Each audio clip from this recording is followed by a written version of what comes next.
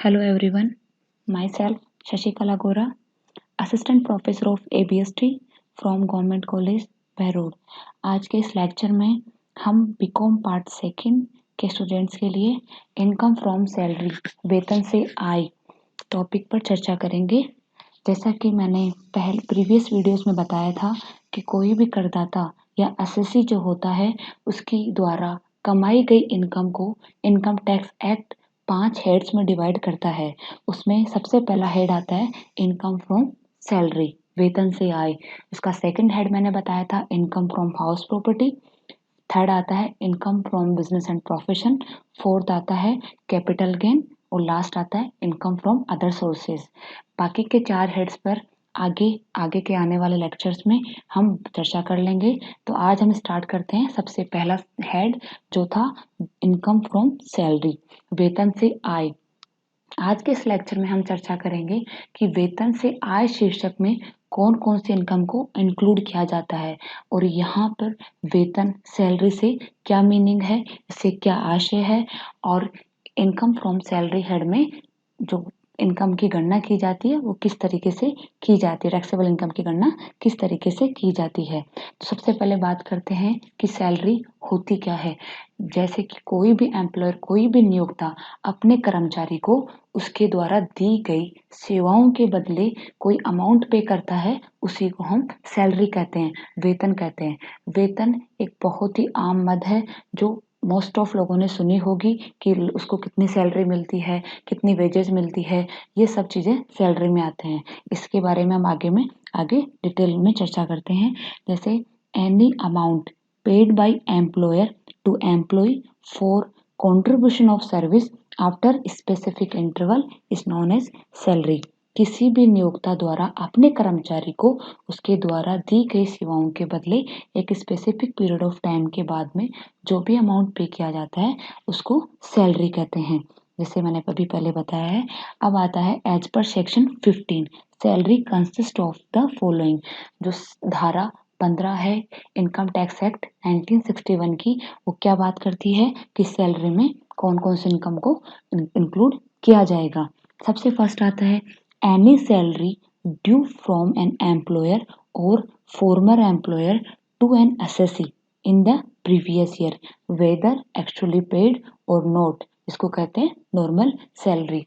ऐसा कोई भी वेतन जो किसी वर्तमान नियोक्ता से या पिछले नियोक्ता से अपने गत वर्ष में ड्यू होता है। ड्यू का मतलब हमने कमाया है और हम उसके मिलने का हमें हक मिल गया है कि वो हमें प्राप्त हो जाएगा। अगर ऐसा कोई अमाउंट, कोई वेतन ड्यू होता है तो वो वेतन इस इनकम फ्रॉम सैलरी हेड में इंक्लूड किया जाएगा और यहीं पे टैक्सेबल होता है, इसको नॉर्मल सैलरी कहते हैं। मान लो मैंने 1 महीना काम किया है, अप्रैल में काम किया, उसका वेतन मुझे ड्यू हो गया, पूरा का सर्विस मैंने दे दी है। सर्विस देने के बाद में जब मंथ के बाद में या मंथ एंड में जब भी मेरा एम्प्लॉयर मुझे पेमेंट करने वाला होगा, जब मैंने अमाउंट ड्यू हो जाएगा, उस ड्यू अमाउंट को यहाँ पे नॉर्मल सैलरी बोला गया है। वो ड्यू अमाउंट यहाँ पे इनकम फ्रॉम सैलरी हेड में टैक्सेबल होगा। इससे कोई फर्क नहीं पड़ता वो हमें प्राप्त हुआ है नहीं हुआ है, लेकिन वो अमाउंट हमने कमा लिया है। तो वो जो अमाउंट होगा taxable on due basis, due basis पे ही टैक्सेबल होता है।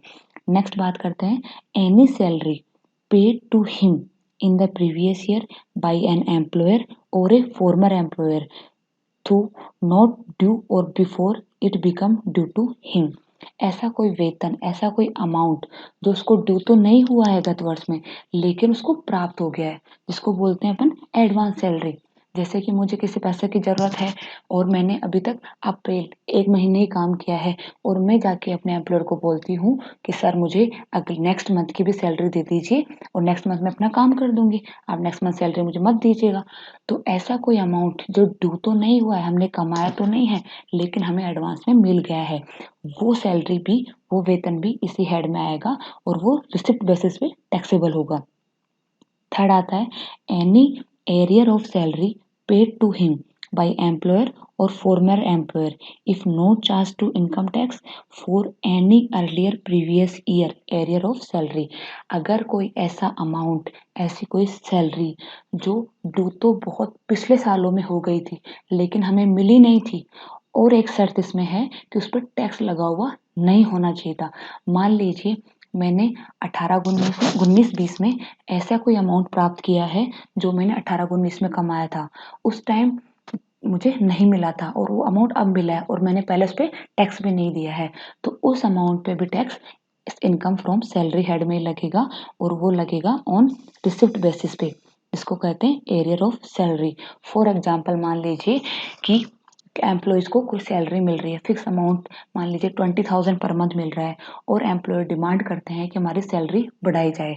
अब डिमांड करते ही तो उनकी सैलरी बढ़ नहीं जाएगी, तो उन्होंने थोड़े दिन कुछ हड़ताल वगैरह करी या फिर अपना जो भी अपना एक डिमांड बना के ऊपर मैनेजमेंट तक लेके गए। उसमें 1 साल लग गया, तो उस साल उनको जो फिर बाद में मैनेजमेंट के पास पहुंचने के बाद में उनका एक ऑर्डर आ गया कि उनको 2,000 रुपये इनको इंक्रीमेंट मिलता है, उनकी सैलरी 22,000 कर दी जाती है और उस ऑर्डर में मेंशन कर दिया जाता है कि ये बढ़ी हुई सैलरी उनको लास्ट ईयर से मिलेगी। इसका मतलब क्या हो गया, हमें लास्ट ईयर से रिलेटेड वो सैलरी है जो इस साल मिल रही है और उस पर अभी तक हमने कोई टैक्स पे नहीं किया है। ऐसी कोई सैलरी मिलती है तो उसको एरियर ऑफ सैलरी कहते हैं और वो टैक्सेबल होती है ऑन रिसिप्ट बेसिस। तो इससे हमें क्या प्रूव हो जाता है, thus salary is taxed on due और receipt basis whichever is earlier, कि सैलरी कौन से बेस पे टैक्सेबल होगी, ड्यू या रिसिप्ट, या तो ड्यू हो जाए या हमें रिसीव हो जाए, जो भी काम पहले हो जाएगा उसके बेसिस पे सैलरी अपनी टैक्सेबल हो जाएगी। तो नेक्स्ट बात करते हैं, जैसे कुछ की पॉइंट्स मैंने बताए हैं इसके अंदर में कि सैलरी इनकम के कौन कौन से की पॉइंट्स होंगे, कौन कौन सी बातें अपने को ध्यान रखने वाली है, किसी भी इनकम को सैलरी हेड में लेने के लिए कौन कौन सी चीज़ें अपने को ध्यान रखनी पड़ेंगी। सबसे पहला और मोस्ट इम्पोर्टेंट चीज़ आती है relationship between payer and payee must be employer and employee. ये बहुत मेन चीज़ है, ये इसके बिना कोई भी इनकम सैलरी हेड में टैक्सेबल नहीं होगी।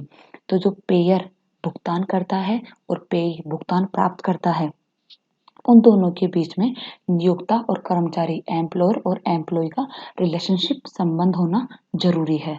तो ध्यान रखना है ये कि जब भी नियोक्ता और कर्मचारी का संबंध किसी में होता है और कोई अमाउंट पेड किया जा रहा है, रिसीव किया जा रहा है, वो ही अमाउंट सैलरी हेड में टैक्सेबल होगा, अदरवाइज वो अमाउंट सैलरी हेड में नहीं आएगा, किसी और हेड में जाएगा। सेकंड आता है salary and wages conceptually not different. मैंने बात करी थी पहले वेतन और मजदूरी, सैलरी और वेजेस कॉन्सेप्चुअली डिफरेंट नहीं है, दोनों चीज इसी हेड में आएंगी।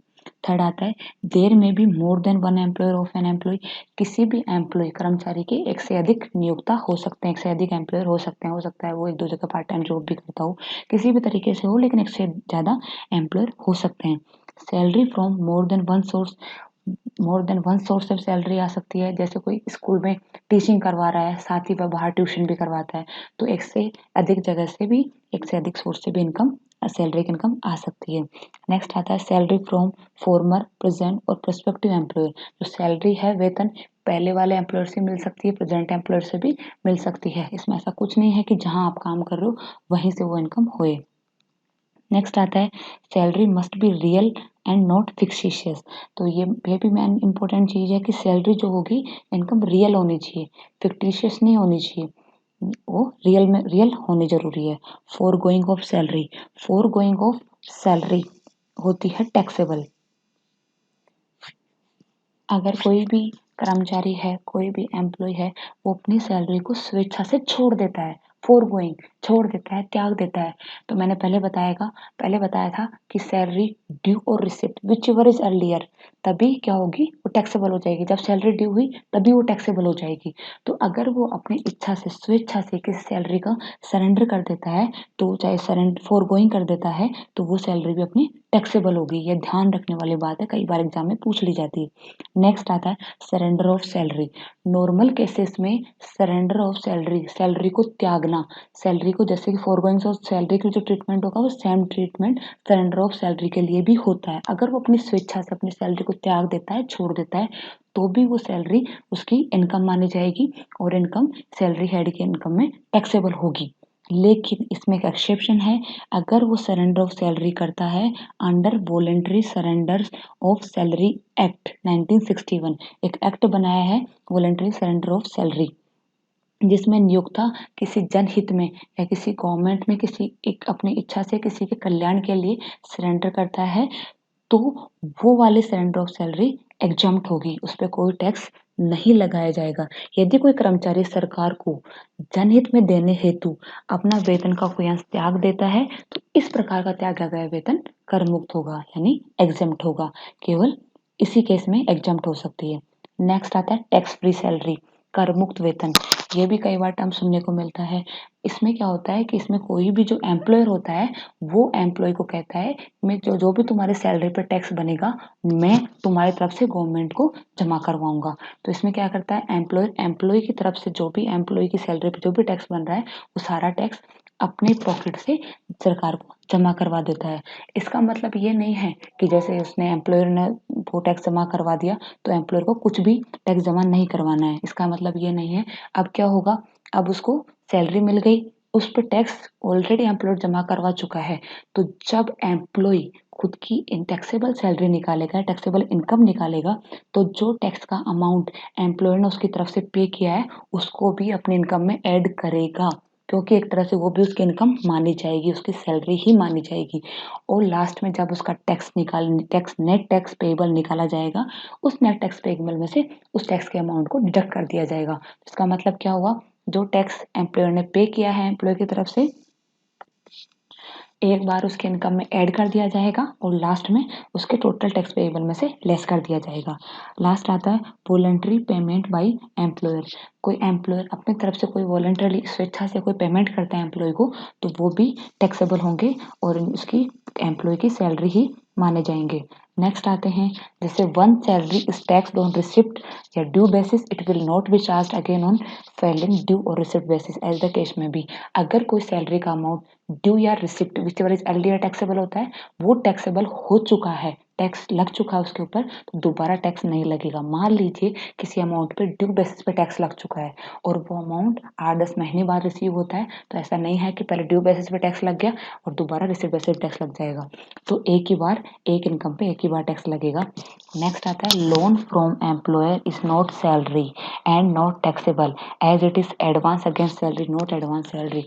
अगर कोई एम्प्लॉय अपने एम्प्लॉयर से कोई लोन के रूप में कोई अमाउंट प्राप्त करता है या अमाउंट रिसीव करता है, तो उसको सैलरी नहीं माना जाएगा, क्योंकि उसने लोन लिया है सैलरी के अगेंस्ट में। उसने कहा है कि मैं अपनी सैलरी से वो लोन चुका दूंगा, सैलरी लोन लिया है उसने, एडवांस सैलरी रिसीव नहीं करी है, तो जो भी लोन लिया जाएगा एम्प्लॉयर से वो सैलरी नहीं माना जाएगा और टैक्सेबल नहीं होगा। नेक्स्ट आता है partner is not an employee of a firm, hence any salary, bonus, commission or remuneration received by him is not taxable as salary but taxable as business income। तो ध्यान रखने वाली बात है, कोई भी फर्म है उसका जो पार्टनर होता है वो कभी भी उस फर्म का एम्प्लॉय नहीं होता है, वो उसका पार्टनर है, एक तरह से उसका मालिक है, वो उसका बिजनेस है। तो उसको जो भी कोई किसी पार्टनर को सैलरी, बोनस, कमीशन जो भी मिल रहा है, रेमुनरेशन जो भी मिल रहा है, वो सैलरी हेड में नहीं आएगा, वो बिजनेस एंड प्रोफेशन हेड में जाएगा। नेक्स्ट आता है system of accounting followed by an employee is irrelevant. कोई भी सिस्टम ऑफ अकाउंटिंग या तो वो ड्यू बेसिस पे या रिसिप्ट बेसिस पे जैसे भी एंट्री कर रहा है उससे कोई फर्क नहीं पड़ता है। अपने को सैलरी जो टैक्सेबल होगी वो ड्यू और रिसिप्ट विचएवर इज अर्लियर पर ही टैक्सेबल होगी। नेक्स्ट आता है salary, emolument and pension received from the UNO is exempt from the tax.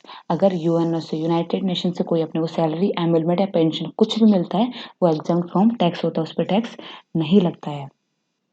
अब नेक्स्ट बात करते हैं डेफिनेशन ऑफ सैलरी।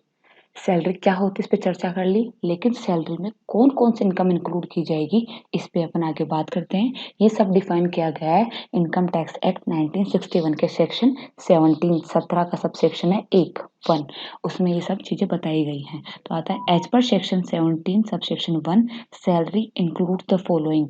सैलरी में निम्न चीजें भी इंक्लूड होगी। सबसे पहला आता है वेजेज, इसको कहते हैं मजदूरी। नेक्स्ट आता है एनी, एन्युटी और पेंशन, वार्षिक अथवा पेंशन। थर्ड आता है ग्रेचुटी। नेक्स्ट आता है एनी फीस, कमीशन, परक्विजिट्स और प्रॉफिट इन लीव ऑफ और इन एडिशन टू सैलरी और वेजेस। कोई फीस, कमीशन, अनुलाभ एवं वेतन या मजदूरी के स्थान पर या उसके अतिरिक्त लाभ।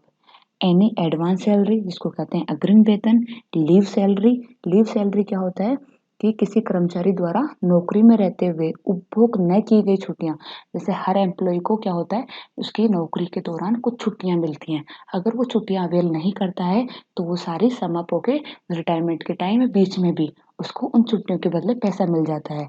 तो उसकी यहाँ बात की जा रही है किसी कर्मचारी द्वारा नौकरी में रहते हुए उपभोग न की गई छुट्टियों की किसी अवधि के लिए प्राप्त हुई भुगतान, वो आती है लीव सैलरी। इससे नेक्स्ट है annual accretion to the provident fund to the extent it is taxable. एक कर्मचारी के प्रमाणित प्रोविडेंट फंड में वार्षिक वृद्धि उस सीमा तक जो जो कि टैक्सेबल है, तो वो वाला इसमें भी सैलरी में इंक्लूड किया जाएगा। Contribution made by the central government और any other employer to the account of employ under a pension scheme referred in section 80 CCD. एक इनकम टैक्स एक्ट की धारा है 80 सीसीडी। इसके अंतर्गत क्या होता है, एक जो एम्प्लॉय होता है उस एम्प्लॉय का जो एम्प्लॉयर है वो एम्प्लॉयर कुछ percent of salary pension account में एम्प्लॉय के पेंशन अकाउंट में डालता है, या फिर सेंट्रल गवर्नमेंट अगर डालता है तो वो अमाउंट भी उसकी सैलरी की इनकम मानी जाएगी और सैलरी हेड में इंक्लूड की जाएगी। तो ये सब जो चीज़ें मैंने बताई हैं कि कौन कौन सी मद सैलरी मानी जाएगी और सैलरी में इंक्लूड की जाएगी, इन सब पे अपन आगे डिटेल में बात करते हैं। मैंने बता दिया आपको कि सैलरी में कौन कौन सी चीज़ें हैं, कौन कौन सी इनकम्स हैं जो इंक्लूड की जाएगी। अब बात आती है कि किस तरीके से कंप्यूटेशन, किस तरह से कैलकुलेशन किया जाएगा इनकम फ्रॉम सैलरी का। सबसे पहले आएगी बेसिक सैलरी। आप जो भी स्टूडेंट्स लेक्चर सुन रहे हैं उनके लिए मैं बता देती हूँ कि जो भी मैं यहाँ डिस्कस कर रही हूँ, वेजेज हुआ, एन्युटी हुआ, ग्रेच्युटी हुआ, लीव सैलरी हुआ, एडवांस सैलरी हुआ, इन सब चीज़ों के बारे में विस्तार से आने वाले वीडियो जो लेक्चर्स होंगे उनमें विस्तार से हम डिस्कस करेंगे, डिटेल में डिस्कस किया जाएगा। अब हम जो बात बता रही हूँ इस परफॉर्म में भी जो भी चीज़ें दे रखी है उन सब के बारे में भी डिटेल में हम आगे डिस्कस कर लेंगे। तो मैंने इसमें बता रही हूँ कि जैसे बेसिक सैलरी अगर सबसे पहले उसमें ऐड किया जाएगा employers contribution to new pension scheme, allowances जो होते हैं वो ऐड किए जाएंगे, profit and leave of salary, perquisites, इन सबको ऐड करने के बाद आएगा ग्रॉस सैलरी, सकल वेतन। उसमें से लेस किए जाएंगे डिडक्शंस, जो भी कटौतियाँ दी गई हैं under section 16 of income tax 1961, उसमें सिंगल डिडक्शन है, एंटरटेनमेंट अलाउंस है और प्रोफेशनल टैक्स है। इन सबको लेस करने के बाद में आएगा टैक्सेबल इनकम फ्रॉम सैलरी। तो ये जो आपने परफॉर्मा देखा, इस परफॉर्मा में जो भी चीज़ें लिखी हुई हैं उन सब के बारे में हम आगे विस्तार से डिटेल में पढ़ते हैं। सबसे पहले मैंने बताया था बेसिक सैलरी। अब बात आती है कि बेसिक सैलरी होती क्या है, इसके बारे में बात करते हैं, जिसको कहते हैं मूल वेतन। तो basic salary means the salary which is paid according to pay scale. Pay scale को बोला जाता है वेतन मान। तो बेसिक सैलरी का मतलब वो होता है वो सैलरी जो वेतन मान के अकॉर्डिंग पेड की जाती है, भुगतान की जाती है। The pay scale indicates the way in which the basic salary increase. जो वेतन मान होते हैं वो क्या बताते हैं कि जो बेसिक सैलरी है, मूल वेतन है, वो किस तरीके से बढ़ेगा, किस तरीके से उसमें इंक्रीमेंट लगाए जाएंगे। तो basic salary does not include bonus, allowances and the value of the other perquisites. Allowances को, बोनस को, जो परक्यूजिट्स को बोलते हैं अनुलाभ, इन सब को इंक्लूड नहीं करती है, वो सिंपली मूल वेतन होता है। देर आर टू पे स्केल्स, मैंने ऊपर पे स्केल्स की बात करी है। पे स्केल के अकॉर्डिंग जो भुगतान किया जाता है वो मूल वेतन होता है। तो पे स्केल क्या होता है, पे स्केल बताया मैंने कि पे स्केल वो होते हैं जिसके अकॉर्डिंग बेसिक सैलरी में इंक्रीमेंट लगाए जाते हैं। तो पे स्केल दो प्रकार के होते हैं, पहला तो होता है फिक्स्ड पे स्केल, एक होता है ग्रेडेड पे scale. In fixed pay scale, the receives a certain fixed amount of salary for a specified period. Fixed pay scale में क्या होता है, एक certain amount fix कर दिया जाता है, वो ही एक specified period तक मिलता रहता है उसको। Whereas in case of graded pay scale, the employee get the annual increment in his salary on the basis of the grade in which he is placed. और graded pay scale में क्या होता है, जो भी एम्प्लॉय होता है वो हर साल उसको इंक्रीमेंट मिलता है। बेसिक सैलरी के जो भी मैंने फिक्स्ड पे स्केल और ग्रेडेड पे स्केल बताया उसको मैंने एक एग्जांपल से भी समझाने की कोशिश करी है। नीचे एग्जांपल दिया गया है जिसमें बताया गया है कि मिस्टर ए है, उसने ज्वाइन किया है इन द ग्रेड ऑफ ₹20,000 फिर आता है 500 से इंक्रीमेंट होगा, कब तक होगा 25,000 तक, 1000 का फिर इंक्रीमेंट होगा 40,000 तक, फिर 1500 का इंक्रीमेंट होगा 6000 तक ऑन 1/7/2008। तो क्या कहना चाह रहा है, कोई मिस्टर ए है, वो एम्प्लॉय है, किसी कंपनी में ज्वाइन करता है, ज्वाइन करते टाइम उसकी सैलरी होती है 20,000। 20,000 के बाद में बताया गया है कि 500 उसकी हर साल इंक्रीमेंट होगी, कब तक होगी, जब तक उसकी सैलरी 25,000 हो जाए। 25,000 होने के बाद में उसे इंक्रीमेंट होने लग जाएगा 1000 का पर ईयर, और कब तक होगा, जब तक सैलरी 40,000 हो जाए, और 40,000 होने के बाद में उसे इंक्रीमेंट लगना चालू हो जाएगा 1500 पर ईयर। 1500 कब तक लगेगा, जब तक उसकी इनकम उसकी सैलरी 60,000 पर मंथ नहीं हो जाए। उसने ज्वाइन किया है 1 जुलाई 2008 को। ये एग्जाम्पल ध्यान से समझ लेना, क्योंकि ऐसे छोटे क्वेश्चन कई बार एग्जाम में पूछ लिए जाते हैं। तो इसका मतलब क्या हुआ, मैंने इसे बता दिया, इसके आगे लिखा हुआ भी है, दिस मीन्स, इसका मतलब क्या हुआ, his salary will be 20,000 per month from July 2008 onwards. जो ऐसे ही आपको एग्जाम में भी दिया जाएगा, इसी तरीके से, और आपसे पूछ लिया जाएगा कि अभी उसकी सैलरी कितनी होगी, तो आपको कैलकुलेट करके एग्जाम में बतानी पड़ेगी। तो इसमें क्या हुआ है कि जो मिस्टर ए है उसने 20,000 पर मंथ पे ज्वाइन किया है, तो उसकी पर मंथ की सैलरी शुरू में जब 1 जुलाई 2008 को ज्वाइन किया है तब उसकी पर मंथ सैलरी होगी 20,000। 1 साल तक उसकी यही सैलरी चलेगी, फिर आने वाले 10 सालों तक, क्योंकि 5,000 तक का इंक्रीमेंट देखना है अपने को, आने वाले 10 सालों में 500 इंक्रीमेंट करते हैं, 10 सालों में 5,000 इंक्रीमेंट हो जाएगा, 10 सालों में हर साल 500 का इंक्रीमेंट लगता रहेगा, और उसकी सैलरी हो जाएगी 25,000। ओके, फिर नेक्स्ट आता है देयरफॉर, उसको इंक्रीमेंट कितना मिलने लग जाएगा 1000 पर ईयर। तो 1000 मिलने लगेगा कब से, विथ इफेक्ट फ्रॉम 1/7/2019, क्योंकि इसका पहला इंक्रीमेंट लगा था 1 साल के बाद में, ज्वाइन करने के 1 साल बाद 1 जुलाई 2009 को। तो 2009 को 500 बढ़ा, फिर 1 जुलाई 2010 को फिर 500 बढ़ गया, 1 जुलाई 2011 को फिर 500 बढ़ गया, ऐसे बढ़ते बढ़ते 1 जुलाई 2019, मतलब 10 सालों के बाद में उसकी सैलरी होगी 25,000। उसके बाद उसका बढ़ना स्टार्ट होगा 1000 per month, per year sorry, और उसकी सैलरी कब तक बढ़ेगा 1,000 पर ईयर, जब तक उसकी सैलरी 40,000 नहीं हो जाती। तो ऐसे क्वेश्चन कई बार एग्जाम में पूछ लिए जाते हैं। अब इससे आगे की जो भी मैंने टर्म्स बताई हैं उन सभी टर्म्स की बात करते हैं हम आने वाले आगे के लेक्चर्स में। ठीक है, थैंक यू।